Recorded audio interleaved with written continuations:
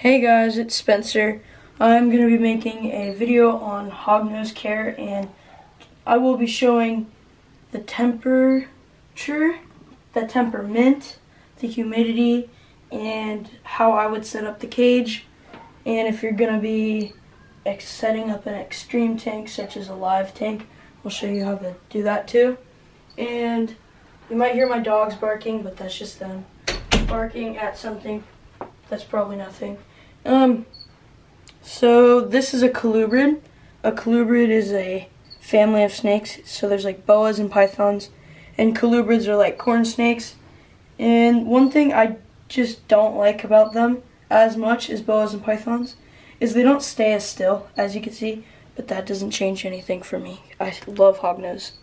And they're my favorite type of colubrid besides the eastern indigo snake, which is the biggest snake in probably America, which I'm thinking, but maybe not. Don't quote me on that, but probably is. It's like huge.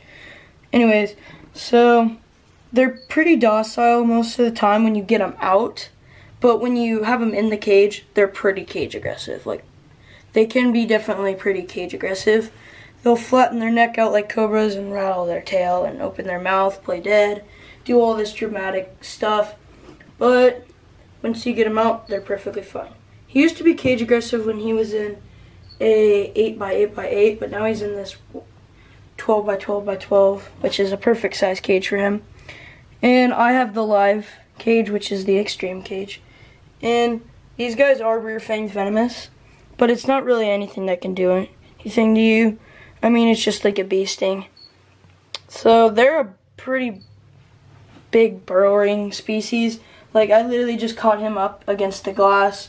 He was probably drinking off these leaves or something like that, because I literally just sprayed down his leaves. And they call him the hognose because of that little uplifted scale. If it would focus, it'd help, but so you can see the uplifted scale. And that's just pretty much a shovel for digging. And I'll show you that. He might not go right now, but he might just go hide. But he's normally not out a lot during the day unless he's hungry or thirsty. But otherwise he's making tunnels. And I do have that just so if he wants to go hide real quick but wants to stay out, he can go right in there. And that's just a little PVC pipe cut in half. And he is an albino het lavender, and so one day I'd hope to breed them because that would be really cool to have albino lavenders. And he's a male, so I'm trying to find a female maybe one day. They'll get a little bit bigger than that. They'll get like a foot, maybe a foot and a half. So not a super big snake, but also not a super small snake. And so they're from Texas and places like that. So I would do, this is the substrate I did, this forest floor, it's like little bark pieces, and then I put some reptile soil and a little bit of sand mixed in there. And you don't need any other plants, just some places to hide, like this little weird thing, but he likes it, he likes to hide in that. But if you're going to go the extreme live area, you can put live succulents. I don't know what's wrong with this one, it's all crinkled and stuff, but all the other ones are doing pretty good. A water bowl, and so the temperature on this guy you'd want to keep around mid 80s, maybe low 90s. That's what I keep, and he seems to be thriving on that. No burns or anything, he looks perfectly fine. And pretty low humidity, below 20. I spray it down just for water on the plants, and then he also drinks off the plants more than out of his water bowl. But he also likes to chill in his water bowl sometimes, which is interesting. That's the thing I like about him. And it's a pretty basic animal to keep, but the main thing on them is the food. So the food, some don't eat rats.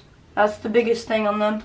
Mine eats rats, thank the Lord, or I'd be eating anoles or frogs. That's probably one of the biggest things, but this is what I've heard off of other YouTubers and things like this, and breeders, and the dude I got it from, he said something, well no, not the dude I got it from, another guy I liked that bred hognoses. He said if both of the parents ate frozen thawed mice. Most likely the babies all will. And it's, I don't know if that's true or not, but it sounds true to me. But it's good that mine is eating frozen thawed at least. And sometimes if you really don't want to feed frogs or anoles, it's good to try and force feed if you have to.